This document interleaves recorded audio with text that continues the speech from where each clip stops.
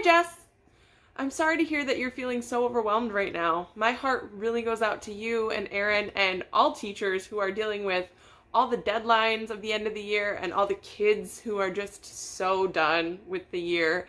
And I'm sure you're all looking at them and thinking, yeah, you and me both. I wish I could give you some advice about how to get through the next few weeks, but I'm not a teacher in the conventional sense, and so I'm not sure I really know. And also, you know you best, and you know how you need to relax and take care of yourself. So I am just really hoping that you will find some ways to do some self-care over the next few weeks so that you can push through and finish strong. What I'm hoping I can do is maybe give you a nice distraction with talking about something that I'm excited about and thinking about: summer reading. Yay, summer! Just sitting here thinking about it, it does feel a little bit silly when I'm not in the school world exactly, and I don't have summers off to talk about summer reading.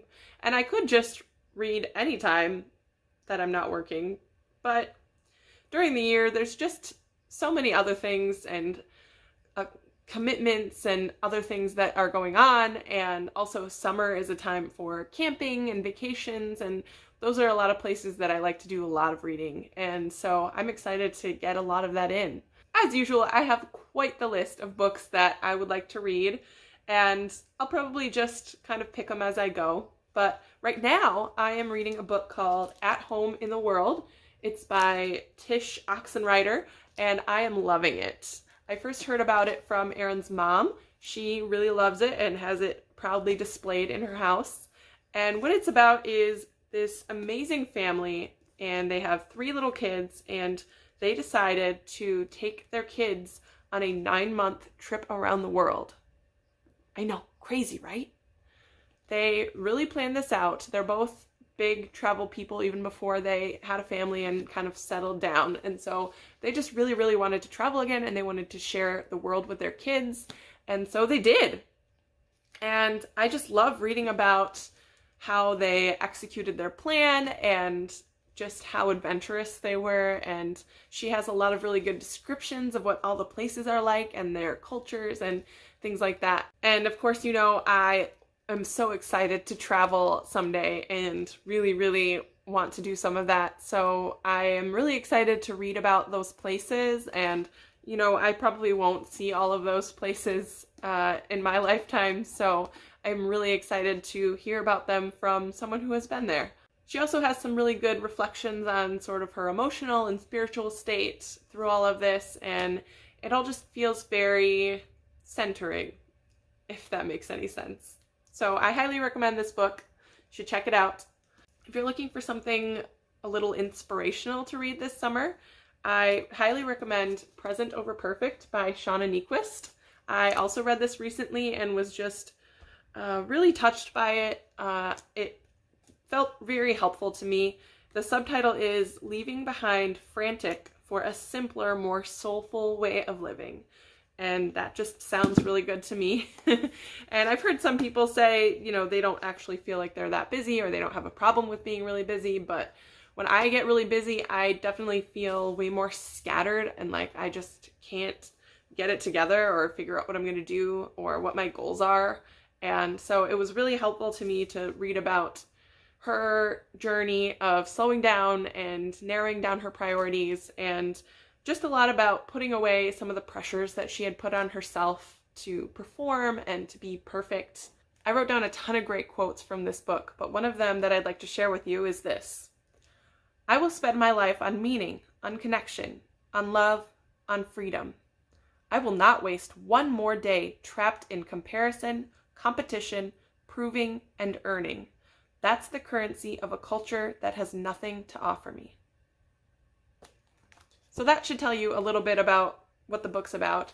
Something that I was feeling as I read this book was that there definitely has been a culture of productivity and hustle, and you gotta go get them and all of that stuff. And there's lots of books you can read about how to be more productive, how to get more done in a day. And I feel like there's been a reaction against that lately, and I've seen a lot of books out on the market and seen a lot of messages that are more about slowing down and more about prioritizing the important things over trying to do everything. And I just feel like that's good and healthy and something that we are learning to do and need to continue learning to do. So if that interests you, definitely check it out. Or if you'd like another option, I have For the Love by Jen Hatmaker, Fighting for Grace in a World of Impossible Standards, which I have also talked about already on this vlog, but is really excellent and funny and really enjoyable to read. And this is also mostly about women and standards that we put on ourselves that we don't really need to put on ourselves. So I would definitely recommend both of those. And if you would like to borrow them, I have them at your convenience if you'd like to, anytime.